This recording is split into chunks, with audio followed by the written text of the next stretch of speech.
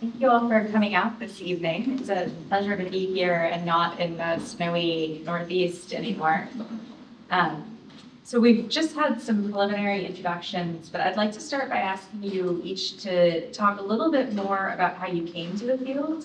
Our biographies tend to favor what we've done more recently and prominently, but I think given our focus for today, it's helpful to have a sense of some of the earlier positions that you may have had that felt critical to the development of your career, people you studied with or who mentored you, and sort of just a kind of preliminary sense of your introduction to curatorial work. Shall I start? Okay. Is this on? Yes. Seems to be, yeah. So I think like many people, I got interested in photography really as a young child. My father would give me his cameras so he could upgrade and get a fancier one. I worked, he built a darkroom when I was a teenager. I worked in the darkroom. When I went to college, I went to the University of Pennsylvania, and there was absolutely nothing to do with photography there, no studio photography, and certainly no history of photography. But I was fortunate when I was there that I started taking courses off campus at the Philadelphia College of Art by a photographer who ended up giving a sort of year-long workshop where he would invite students to his farm in Frenchtown, New Jersey, and critique their portfolios one weekend and 1 month, and then the other weekend he would bring photographers to come and talk about their work. And within the space of 4 or 5 months, we had everyone from someone like George Tice to Jean Smith. Arvis came a month before she committed suicide.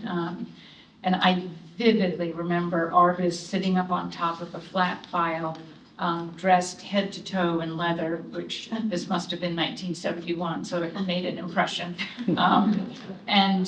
She, like all the others, was talking about the photographers who had influenced her, but she started talking about Lisette Model, and I thought, who in God's name is Lisette Model, and why don't I know anything about her? So that plus other things really sparked my interest in photography, history of photography. When I graduated, the only place in the country where you could get a PhD in history of photography was the University of New Mexico with Beaumont. So I went there, studied with Beaumont, got my MA, my PhD there, and then in 1978, after some internships at the Met, I got this Kress Fellowship at the National Gallery to organize and catalog the Stieglitz collection, which had been given in 1949, but it hadn't been accessioned. The museum had no idea what it had. I often thought I could walk out the door without these and no one would know. But it was very clear there was absolutely no interest in photography at the National Gallery. The first week I was there, I was told that the National Gallery would never collect photography.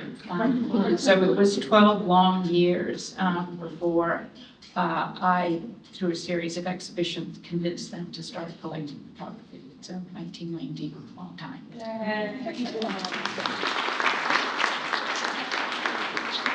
just want to hear the next chapters. I'll come out. I did not have my interest sparked as a child. I was not really a keen maker of photographs, but it was with Carol and Peter, who's here.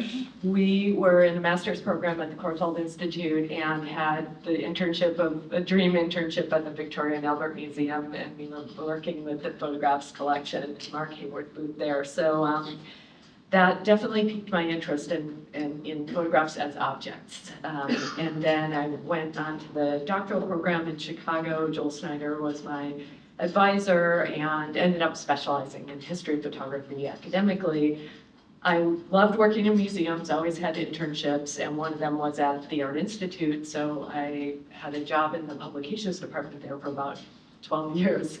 And then shifted into curatorial work in 2001. And that took me from Milwaukee Art Museum, where I was overseeing photographs and prints and drawings, to CCP, which deep dive into photography and really kindled the love of archives, and from there to LACMA. So that's a sort of filling in the gaps in the bio you heard earlier. Yeah, my dad did a similar thing as yours did, Sarah. He would always get his new cameras and give me the old ones, and that really kind of got me into photos, so it's funny you experienced that too. But yeah, I did my undergrad at University of Chicago, where I also studied with Joel. And I took his photography and film seminar at the end of my second year, which at that point I thought I wanted to be a medievalist. And then, yeah, Joel, started the first day of class, everyone sitting around a table, kind of inquiry method style, and said, "What is a photograph?" And then all of us were throwing out definitions, and one by one he was poking holes in them and saying, "Oh, capture, that's an interesting word. What do you mean by that?" Yes, yeah, yeah, all kinds of thought experiments. And it really got me hooked, because photo has this really interesting relationship to truth and reality and representation and all these things. And so, yeah, I interned at the Art Institute of Chicago and became aware of this job called a curator, where you get to be an art historian, but with a public audience and work with objects, and that really appealed to me. And Joel encouraged me to go study with Doug at Brown, and so that's where I did my PhD, and he was the most generous, present, brilliant mentor that I ever could have dreamed of, and yeah, kind of kept following in his footsteps institutionally too, and went to SF MoMA right after school, and as of about 2.5 years ago now, landed at CCP. Yeah. Just to give you all a little bit more about myself as well, I actually went to Brown for undergrad and was there. My senior year was Doug's first year in the department, and I was able to take a seminar with him, and that was the first time that my sort of artistic interest in photography was actually joined with the art history that I had been studying, and it sort of quickly became clear that that's where I was going.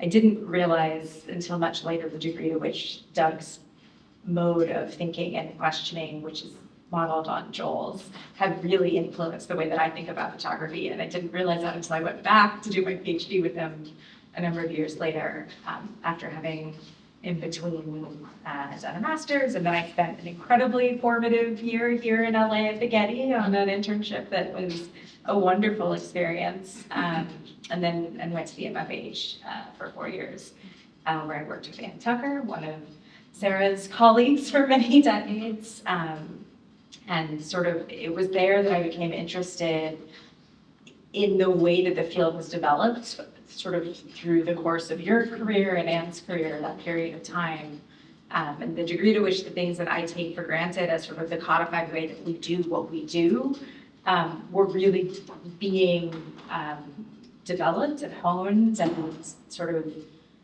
worked out with a bunch of institutional parameters that may not be quite as visible on the outside as the public-facing aspects of our work, the exhibitions and publications and acquisitions and research. So that sort of is what sparked my interest in the sort of history that is becoming the book project, Framing the Field. And I think part of what's very interesting to be able to think about with a panel of folks as disparate as we all are is to sort of actually be able to talk about some of those differences in time and the way that things that we may take for granted having entered into the field and the 2010s are very different from sort of the experiences that you all had. So Sarah, perhaps if you're amenable, we'd love to hear a little bit more about sort of in those early years of the gallery when you were beginning to sort of carve out a space for photography, what the balance was between the sort of mundane day-to-day work that you were doing, organizing Stieglitz and then starting to build an exhibition program, versus the kind of big picture strategizing and thinking you were doing to try to find a way to articulate the need for the gallery to actually take photography seriously. Well, it was a full 12 years, as I said, between the time I got there and the time that the museum decided finally that we could start collecting photography. And during that time, I was sort of piecing together the way a lot of people who have just recently gotten their degrees find that they have to do. They don't immediately land in the job, but have to do a number of different things for a while. And so I was a guest curator on the 1983 Stieglitz exhibition that we organized. That was a show that I know the museum decided to do only because O'Keeffe was still alive, and they couldn't care less about the Stieglitz photographs, but they wanted to have her give them more of her paintings, and so they allowed that to happen. When it opened, it was very successful. The catalog was on the cover of the New York Times Book Review, which was the first time any National Gallery catalog had graced that magazine. But also the exhibition had 300,000 people see it in the 3 months that it was on view. And our director at that point was Carter Brown. And if you all will remember, this is the time period, the late 70s and 80s into the 90s, when the blockbuster exhibition is really taking hold in major American museums. And Carter Brown and Tom Hoving at the Met were really the two people behind that. And Carter did not understand photography, but he definitely could see those attendance figures. And then we did an Ansel Adams exhibition in 1985 and 86. That exhibition had 600,000 people see it in 4 months. It's still one of the all-time, leading exhibitions in our attendance figures. Then we did On the Art of Fixing a Shadow, which was in 1989, and that too was hugely successful, working with David Travis from the Art Institute, and Joel Snyder was also involved, and Colin Westerbeck, who's here today. It was in conjunction with that we were offered 3 gifts of photographs that seemed as if they would make some sense for us to use as a foundation on which to start to collect photography. A large gift of Ansel Adams. Mrs. Adams gave us her museum set. Walker Evans from some DC collectors, and Paul Strand. And all of those, like the Stieglitz collection, included work by each photographer from the very beginning of their career to the end, just like the Stieglitz collection. So during this time, it was really a question of sort of trying to figure out how to focus attention within the Washington community at large, but also specifically within the National Gallery itself on photography, to instruct the people within the museum about what photography is, what it could be, how it could live up to the sort of same level of quality and scholarship that the museum demanded of all of its exhibitions. So it was sort of a slow and gradual learning process, but there was a huge amount of resistance still, really up until the 2010s. We didn't have dedicated funding for photography acquisitions until 2013. And all of the acquisitions that we made were either gifts or with funds that I had raised. So I was thinking about this in relation to your question. Every single decade, I sort of focused on doing something slightly different in order to insert photography into the National Gallery. In the 90s, it was exhibitions and publications, catalogs. In the late 90s, it was focusing really on the scholarship of photography, publishing the key set, which is the 1600 Stieglitz photographs, a sort of systematic catalog, like a catalog resume of Stieglitz, showing that photography has that same kind of history that and demands that same kind of scholarship that any other field does. We also then did Modern Art in America, where we determined the exact works that Stieglitz had shown at his galleries, located them, borrowed them, and then showed the American response. The 2000s were a decade of really cementing our exhibition programs. I raised funding to renovate galleries. We started doing 2 to 3 exhibitions per year in those galleries.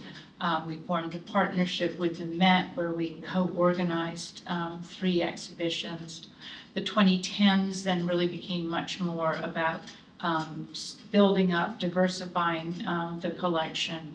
And the 2020s have sort of built on that push for diversification. So it's sort of evolved over this whole time.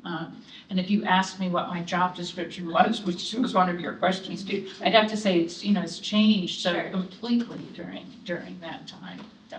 And that balancing act then changed, what the sort of tensions were that you were having to keep in check to keep the ball rolling. Totally. Yeah. Not having any funding was a huge hurdle, but it also made me become very entrepreneurial. I got quite good at raising money. I've located people within the Washington community and really around the country who were keenly interested to see the gallery do more with photography. And so, yeah, the whole time was a learning curve, and I've only been away from it for a month. Do I miss it? No. But I still am just as enthralled with photography and the field as I ever was. So, Britt and Emmy, I'd be interested to hear, in your careers, the sort of need to be justifying the place for photography was perhaps not one of the things that you were juggling to quite the same degree.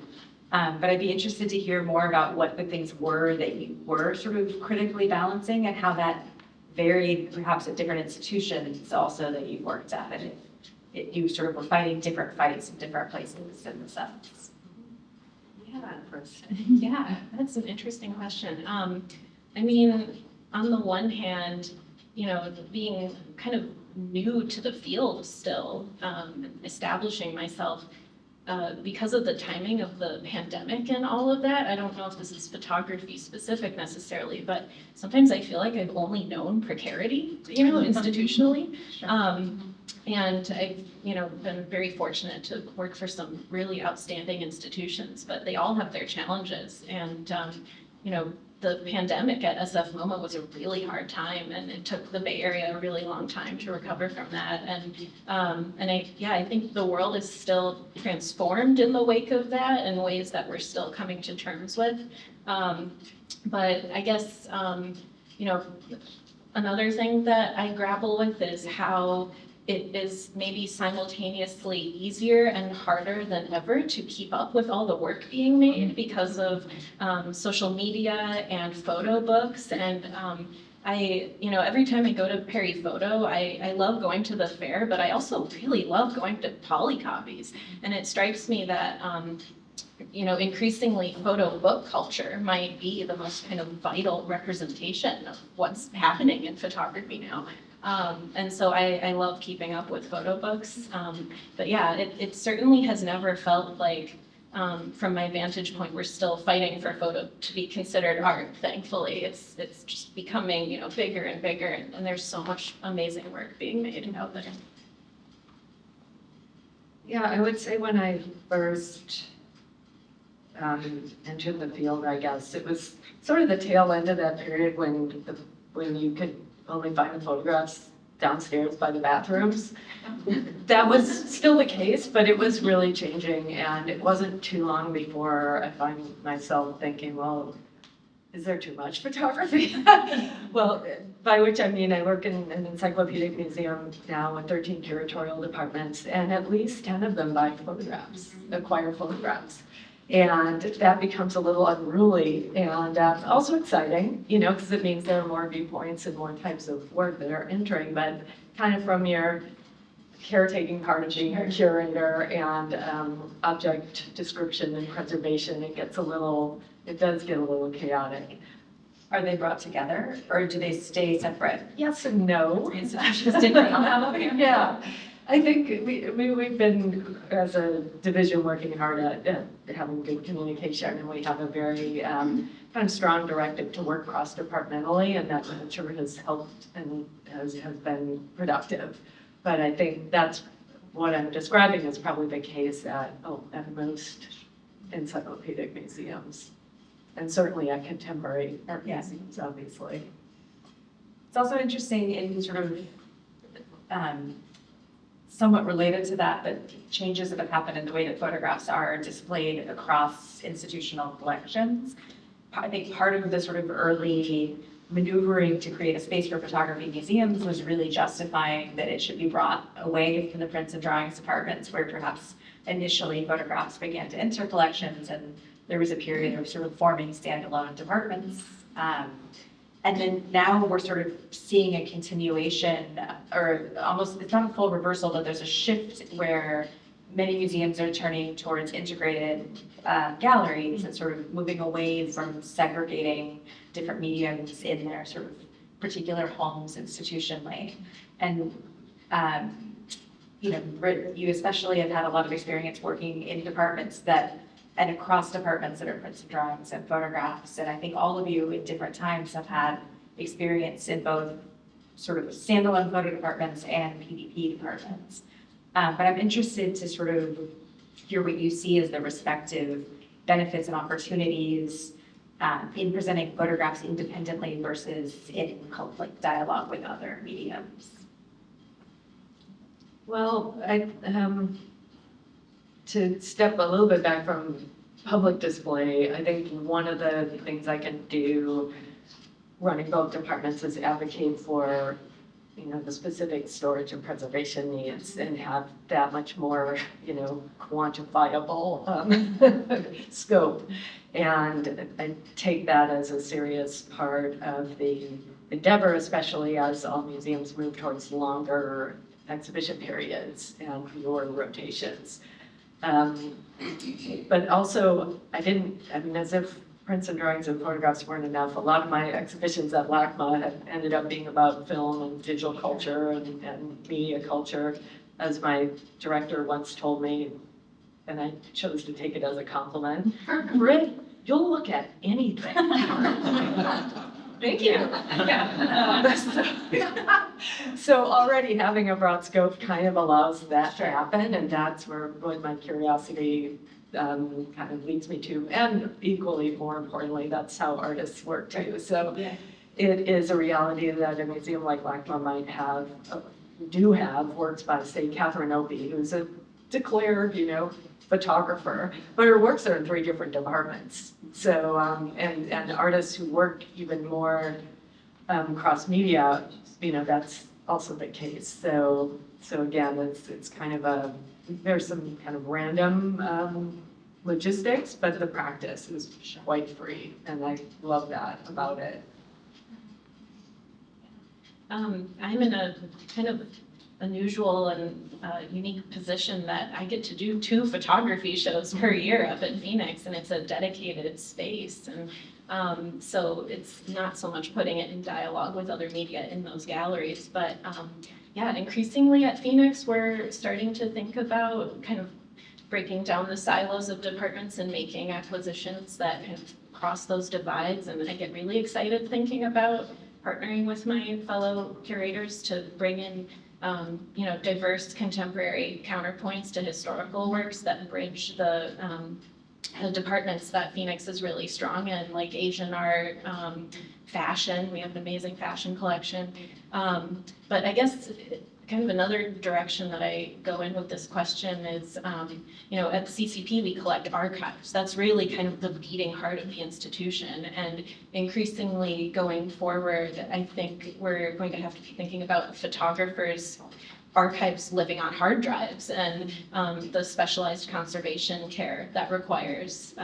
Coming from SF MoMA, we had this outstanding media conservator there, and some of the specialized knowledge that took was really astounding. Like I did a gallery about Y2K as a moment, and I wanted to show this Lucas Samaras piece that was his desktop computer. And so the artwork was, you know, his computer, and you would sit at it and look at his files, and you would not believe the amount of specialized knowledge it took to kind of get it up and running again. And it really made me think, you know, coming to CCP, how are we gonna accommodate, artists, like you said, of Kathy, like working across these different media and stewarding that work well going forward? Yeah, I mean, at the National Gallery, we are doing both. We are still doing photography-only exhibitions. Diane Wagner is about to open an exhibition this spring on fossil fuel extraction and its impact on the land and on communities from the 1850s to the present. So that is photography and video only exhibition. We've expanded quite a bit out of our dedicated photography galleries, Photography in the Black Arts Movement, which has just opened at Getty, a show that Philip Brookman and Deb Willis worked on since the very beginning of the pandemic for 5 years. That show was not in our photography galleries, but rather in our main floor Mellon Galleries, which is sort of the premier exhibition space at the National Gallery. But we've also been doing, since the early 2010s, even before that, we've been doing more integration within the contemporary departments. We started off doing installations with the American Painting Collection, merging in American prints, drawings, and photographs, because we have very strong collections of those. And in doing that, we learned the challenges that such cross-department installations occur, and that you have to rotate them. Just the difficulties of making sure that everything gets matted and framed and up on the wall on time, and that you're not having to repaint a wall every single time you take something down. Things that sound minor, and anyone who's probably not deeply within the museum field would say, well, that's not a big deal. You just get your painters in there. It's a huge deal. But that has sort of led us to continue to persevere and to do more installations in with the contemporary galleries. And the National Gallery is right now in the midst of planning for a complete reinstallation of our West Building. And the West Building is the John Russell Pope Building, where we display art right now from the late Middle Ages through the 19th century, and it's divided up geographically, nationally. And the movement is that we will be breaking down those divisions. It will no longer just be painting and sculpture, which is there. It will be all media, and it will also be across centuries and across nationalities. So it's a huge undertaking, and it will be fascinating to see what happens. We've done little forays. We did an exhibition installation during the pandemic, or maybe 20 years ago, where the National Gallery has this extraordinary Augustus St. Gaudens Shaw Memorial, which is a memorial to the Massachusetts 54th Regiment, which was the first regiment, one of the first regiments formed in the north of African Americans. And it's a beautiful, almost three-dimensional bas-relief sculpture carved by St. Gaudens at the end of the 19th century. He modeled the likeness of Colonel Shaw after photographs of Shaw, but the depictions of the African American soldiers, although they are very sympathetic and they're the people are very diverse, they're not stereotypes. They were not done modeled after the 54th members themselves. So I had this idea that we should try and track down as many daguerreotypes, tintypes, ambrotypes, whatever, of the actual members of the 54th. We ended up organizing an exhibition around that and putting it in those main floor American galleries.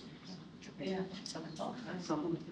I'm struck in your response also by the fact that sort of this is another example of institutional tensions coming up again, where perhaps museums are now having, in following artists and the way that people actually naturally create work, our subdivided, codified structures are having to change away from the systems that have been developed over the past decades and sort of reconfigure how we do our practice of what we're actually, yeah. Yeah, I mean, and it requires not only a rethinking and different conceptual approaches, but it also requires flexibility in the spaces, literally the spaces themselves. If you're exhibiting works on paper, you can't have daylight coming in. So, you know, you've got to keep that in mind when you're thinking about the spaces that you're installing it in. If you're doing a lot more matting and framing to accommodate works that have to be rotated, do you have room for the matters and framers to do their work? It's those kinds of very specific things that have to be taken into consideration. I'd also like to go back to something that Emmy brought up, which sort of similarly relates to following the artist. You all have experience working very closely with archival collections in great depth. Stieglitz, both of you have worked at the CCP, and also the Mapplethorpe archive that we were part of bringing to PACLA and Getty. I'd be interested to hear what you think are the benefits to thinking about photography through an individual artist's archive, what you can sort of draw out about the medium that is different and distinct when you're able to work that way. It's really humbling working at the CCP. I mean, you know, Britt, it's like, you know, all that material that's up there on the 3rd floor. And I kind of pinch myself, you know, all the time about everything we have. And I mean, there's like multiple lifetimes worth of projects you could do with all of that material. And yeah, archival research is really satisfying. I often describe it as kind of immersing yourself in someone's mind. And it facilitates such a deeper, more textured understanding of an artist and their process, I think, than like just their prints do, you know. Kelly Connell recently did her show at CCP, Pictures for Kress, and if you haven't checked out that book, I highly recommend it. She was working on that for like 12 years, and she, you know, reconstructed Weston and Kress's road trip throughout the West for California and the West with her partner, Betsy, and kind of queered that narrative of that road trip and made all this new work in response to that. And as part of doing that project, she did tons and tons of research with our Weston archive at the CCP and kind of went into it, you know, being like, oh, I know what I think about Edward Weston, and he's a womanizer, and, you know, she had kind of like she talks about a very particular perception of who he was. And then the archive was like, not so fast. And, you know, she really immersed herself in all of this correspondence and the reflections of all his partners that he had throughout his life, and came away, you know, with such a more complex, nuanced understanding of who he was. And I love that, and I love the idea of artists continuing to come to CCP to do that and make new work in response, and us supporting that as an institution. And yeah, it's just endlessly humbling, and it really enables such a deeper understanding of the creative process and who people are as very complex individuals. Yeah, and the networks that they required to do what they did, the technologies that they had access to, it's, you know, so fascinating. And as in graduate school, I focused on the 19th century, so coming to CCP, it felt like I was getting a second degree, you know, to make up for the to be immersed in the 20th century fine art photography through that lens. So yeah, it definitely is a type of research that I love. Yeah, I've done a lot with Stieglitz, but I've also done a lot with Robert Frank, Frank is the only photographer really whose work we have not only with the fine exhibition prints, but also a significant archival collection.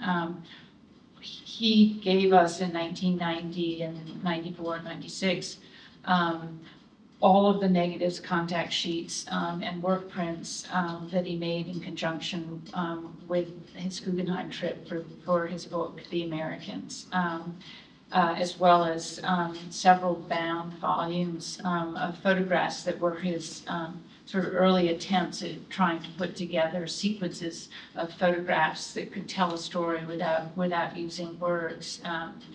When we got that material in 1990, it was difficult for me to convince the institution that we should accept it. They did. It proved to be even more difficult for me to get Robert Frank to allow us to focus an exhibition on that work.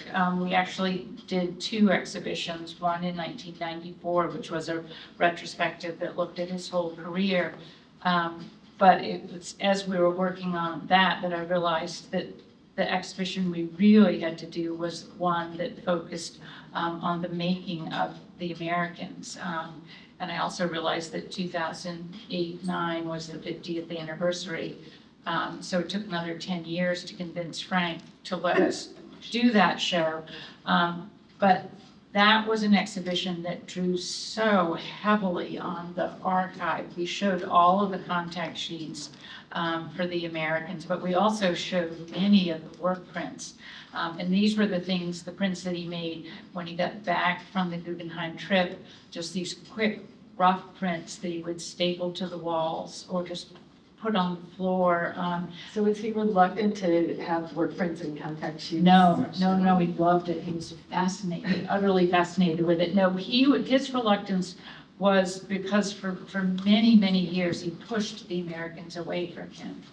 He did not want people to focus attention on it. He was like the rock star who, people only want to hear this one song over and over again, and he wanted everyone to look at the rest of his career. But no, as we were putting this together, I made selections of the work prints, and they're just rough prints that he would thumbtack to the walls, sometimes, with grease pencil markings on them. But I tried to figure out how he used them. So it was with conversations with him that, he said that he grouped them by the themes he wanted to explore, so race, religion, politics, and that he stapled them up onto the walls in that way. And then as he was, working on the sequence, he'd sort of rip them off, pull them down, put them into the early maquettes. But we showed those in the exhibition along with letters that he had written. And he was totally fascinated by it all as he was looking through it. By that point, it was 50 years later, and so, he had that distance. But to me, it was one of the most satisfying exhibitions that I've worked on, because you could so totally get into his mind. With the contact sheets, it's like you're looking over his shoulder as he's going around the country. I've looked through all the contact sheets at least 4 or 5 times. There are 760 of them. But I realized, though, and probably the 3rd or 4th time doing that, that every time he got to a new city or place that he wanted to photograph, he tried to pick out 1 or 2 themes that to him represented the spirit of that place. So in Miami, it was hotels, and for the Americans, is the woman in the elevator. When he got to New Orleans, he immediately recognized that the trolleys there perfectly framed the windows, perfectly framed the people in them. And so before he made that picture that we all know, he had made many other pictures of trolleys where he was clearly, his mind was trying to get it. And then, when he actually takes it, you can see he makes it in just a fraction of a second. He's turning around on the street, and there it is, takes 1 frame, and zip, it goes by, and that's it. But he had, he had primed his brain to see it. I never would have realized that if we didn't have the archive. So, yeah, they're hugely important. Don't throw them away. I think I've got one more question I'd like to wrap up with, and then I think we can open up to audience questions Sure. if that works. Okay. I'm interested, you've all built your careers in strong and engaging photography communities that fall outside of New York, which we have a perhaps misguided tendency to treat as the center of the photography world. So I'd be interested in hearing you think a little bit about the significance of geography in relation to the work that you've done, and particularly your ideas of your sort of audience as sort of an integral part of the balancing act as a curator. Sort of what part of the work that you're doing is about photography as a whole in a kind of general meta concept sense, and what part is about photography where you are?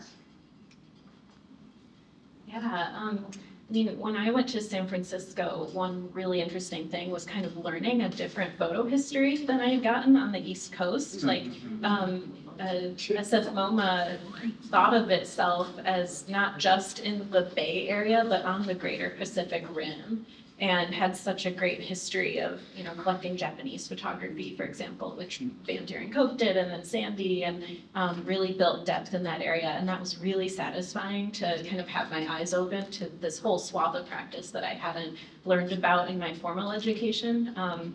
But Arizona now is a really extraordinary place to be a photo person. Like historically, we have these excellent MFA programs at the U of A and at ASU, and it kind of gives me this like built-in audience of photo enthusiasts who all flock to my shows and come to my talks, and it's just the best feeling, and people are really knowledgeable and stick around, you know, after going through school, and there's people that I've gotten to know, like Bill Jenkins, for example, who curated New Topographics, and that was really mind-blowing. Like, I came to Arizona being like, oh yeah, Bill Jenkins, the curator. And then, you know, you talk to him and he would love to never be asked about New Topographics ever again. He really wishes people would ask him about the extended document, you know, which he did right around New Topographics, but I really come to possess a deep appreciation of him as an educator, because, you know, he was at ASU for a really long time and generated some really great graduates, and I think taught photo in a way that it was as if you had like Doug and Joel's approach, kind of inquiry method, but in a practical like art studio setting. And so, yeah, there's people like that around who just make it such a rich place to be a photo person. But in my shows, I primarily draw from the center's permanent collection for Phoenix Art Museum. And so, you know, it's not, you know, terribly contemporary art collection at the center. It's overwhelmingly 20th century American work, and something like 94% gelatin silver. But one thing that I've been doing is borrowing work from, you know, local, regionally based, really excellent artists who are often graduates of those programs, and they enabled me to bring in more diverse perspectives, video work, color work, and so that's been really satisfying. And I love that idea of, you know, presenting photo as a continuum from historical to the present, and that when you walk into a show like that, or Phoenix Art Museum, you know where you are because you see the people from the community reflected. Yeah, so I'm empowered to do that, which I'm very grateful for. Yeah, I guess being based here in LA, you know, we're enjoying the great community right here in this room. And I also, you know, inherited a collection that was formed by Robert Sobiechek, whom a lot of you probably knew. I did not meet him personally, but I have enjoyed following in his footsteps, because he came out to Los Angeles from the Eastman House and was fascinated by what was happening here, the experimental, the kind of alternative processes, conceptual work. So that's the way he built the collection, and that gives me so many different points of departure.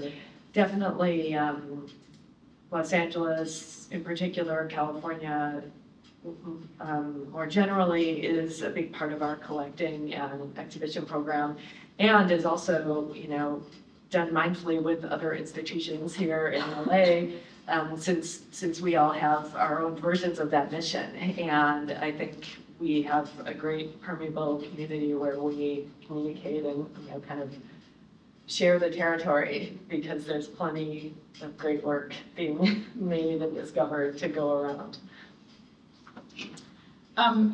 We, in the last 15 years or so, but particularly since the close of the Corcoran Gallery, as many of you may know, it closed its doors in 2014. The Corcoran had a long and really stellar history of organizing great photography exhibitions in DC. Unfortunately, it literally ran out of money. Since the close of the Corcoran, the gallery has really attempted to do a lot more with local photographers.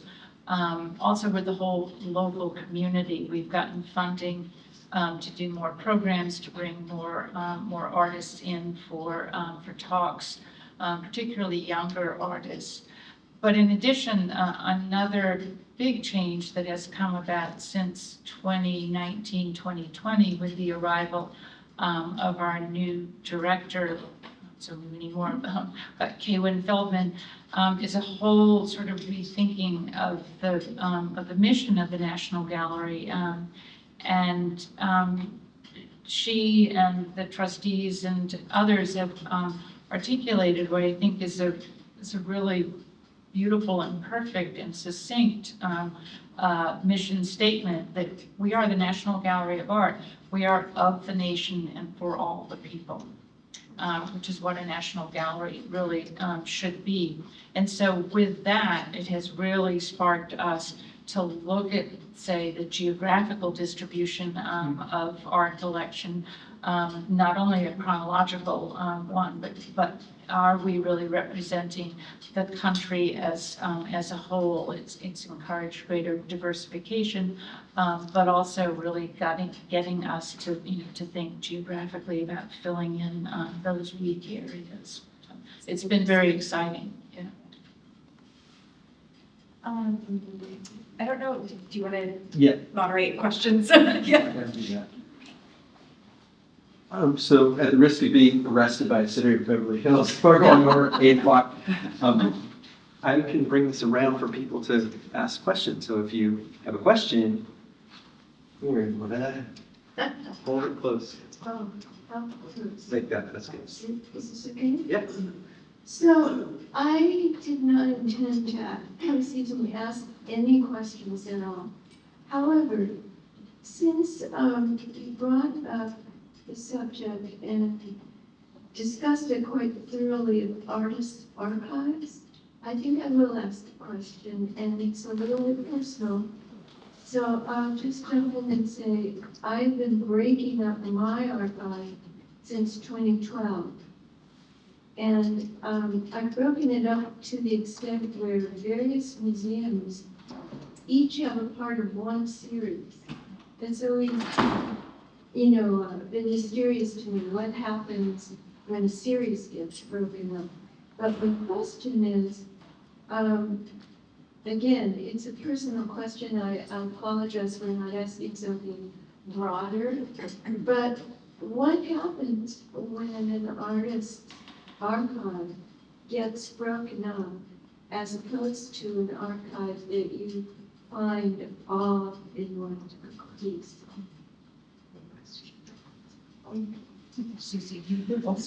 Yeah, well, I think also you're describing a strategy of placing work in different collections where it can have many different roles and connections with the existing holdings, as opposed to an archive as a whole. And I've worked in museums where both things happen, or where I have been part of a team of colleagues who facilitate both strategies. So I think, there's no right or wrong answer to it, especially given the practicalities of of archives that include working materials, because sometimes there are not options for keeping absolutely everything together, but you want the body of work to still be represented and be part of the history, through institutions. So they're kind of two different strategies. Yeah, and I would just add kind of big picture. I think this is something that we really need to be thinking about collectively, and not having like a territorial approach about which institution gets whose archive. Like, there's a huge number of photographers who are, entering an age range demographic where they're considering their legacies and where to place their materials. And there's only so much, space here at the CCP. We're just finishing putting furniture in our new cold storage, which is really exciting. So it'll create more room elsewhere. But, people are running out of space, and there's more and more people trying to place their materials in places. And I just think we really need to come together collectively in this moment to grapple with that, because it's a snowballing issue that affects everyone, and the ability of future scholars to study all of these photographers. Question here from Margie. Hi, thank you all for coming. Thank you. So I'm just curious, all four of you, what are you excited about now in photography? I would return to photo book culture. I just find it so fun to be part of and to see the books coming out every year and the materiality of the books. And yeah, I'll keep it brief and just say that. Yeah. I'm looking forward to retirement.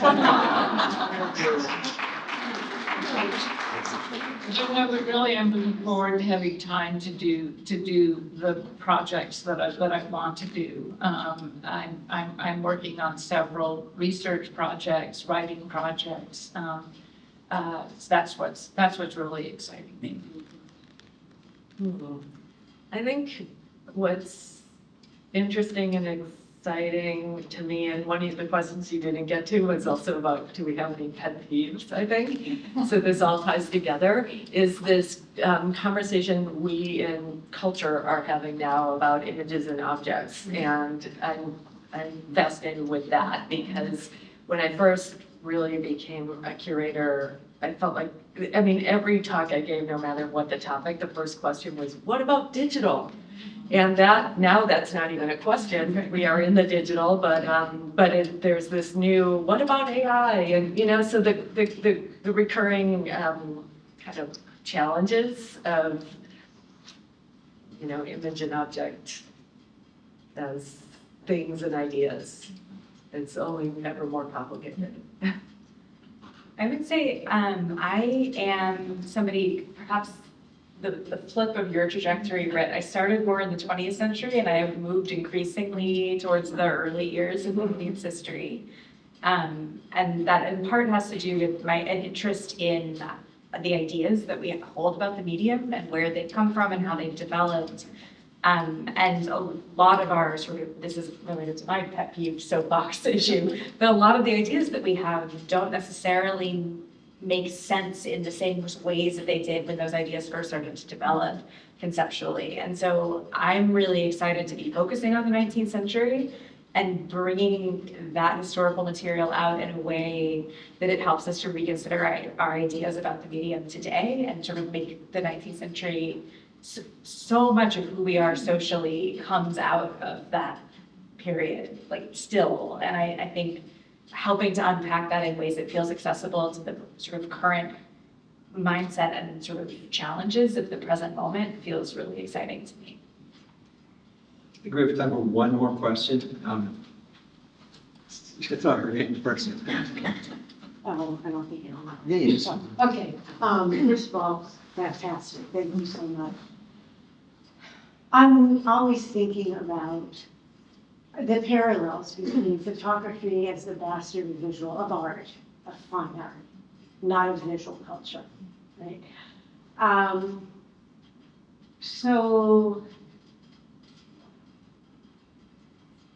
And just because women make art doesn't mean it's good art. Just like, okay, So, what is, for each of you, is there, I would assume that, a commitment to, as different for each generation? Why does the importance have been for you to highlight women photographers? And who themselves, has been erasing those boundaries, as well as people of color. So it's a big question. Yeah, I mean, that's something that I think about all the time, as I'm assembling my checklist for each exhibition. At SF MoMA, I remember in summer 2020, and just early in the pandemic and with the killing of George Floyd, we did a lot of data analysis about our collection and the shows that we were devising. And it was a really good exercise to be very self-critical about, what are the kind of demographic percentages that we're showing. And it made me very mindful of just the collection that we were working with, which was phenomenal, but it was kind of unbelievable, how overwhelmingly white and male it was still. And so, yeah, it was just very galvanizing going forward to keep prioritizing that. Yeah, I echo that in our institutional awareness and programming and collecting has really changed.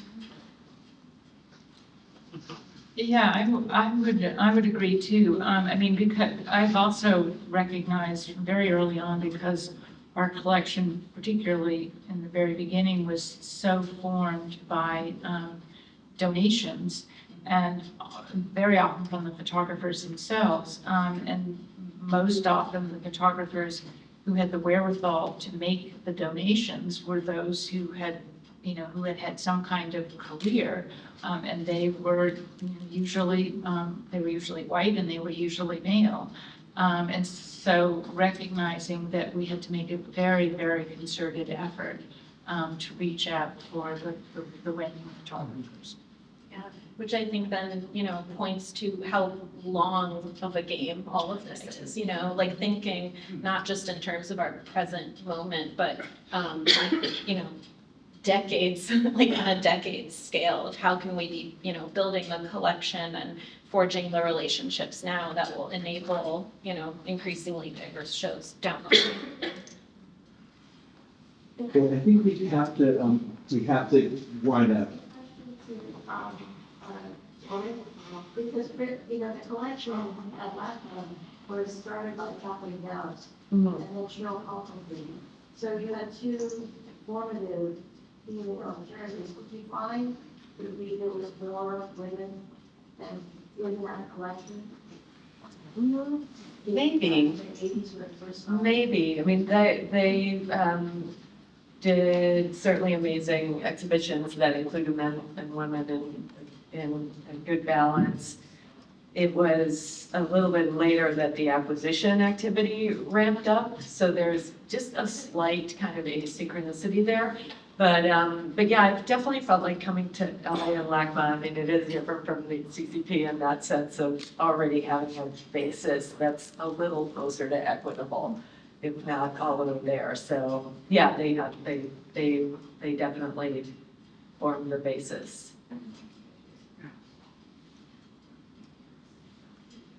So I think that's it for today.